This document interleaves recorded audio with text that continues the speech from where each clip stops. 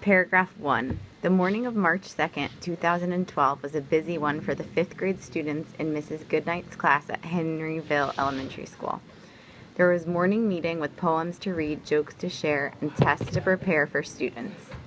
Students sang "You're a Grand Old Flag" using sign language, then talked about Dr. Seuss, whose birthday was being celebrated throughout the school.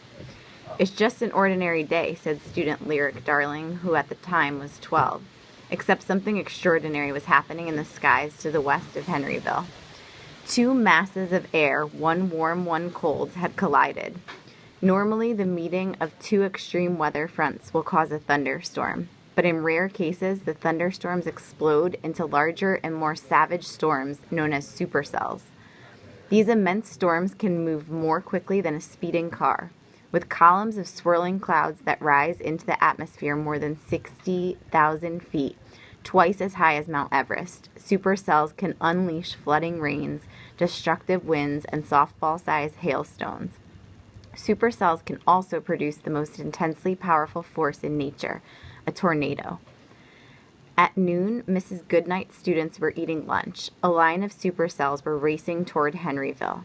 By recess, while students played basketball and practiced cartwheels under a sunny sky, a huge tornado was forming 50 miles away.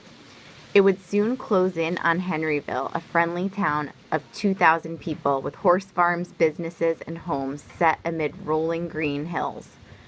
By the end of the school day, much of Henryville would be shattered, and the lives of 700 students of Henryville Elementary would be changed forever.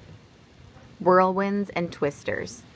Tornadoes can and do strike anywhere on Earth except Antarctica, but 80% of the world's tornadoes happen in the United States, many on the plains of the Midwest between Texas and North Dakota. This region, nicknamed Tornado Alley, provides a perfect environment for the supercells that give birth to tornadoes. Cold, dry air blasts east from the Rocky Mountains and collides with moist, warm air traveling north from the Gulf of Mexico. The fierce storms of the plains have been terrorizing humans for centuries.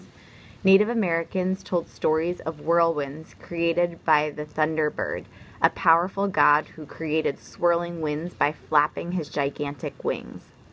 American pioneers wrote horrific accounts of twisters that killed people, destroyed homes, and stripped feathers from chickens. Many of the settlers fled the region after losing their homes and barns to violent storms. Henryville is hundreds of miles from Tornado Alley, but powerful storms often sweep through the region. Henryville students practice tornado drills every year. Just a few weeks before March 2nd, the threat of a tornado forced students to evacuate their classrooms and head to refugee areas.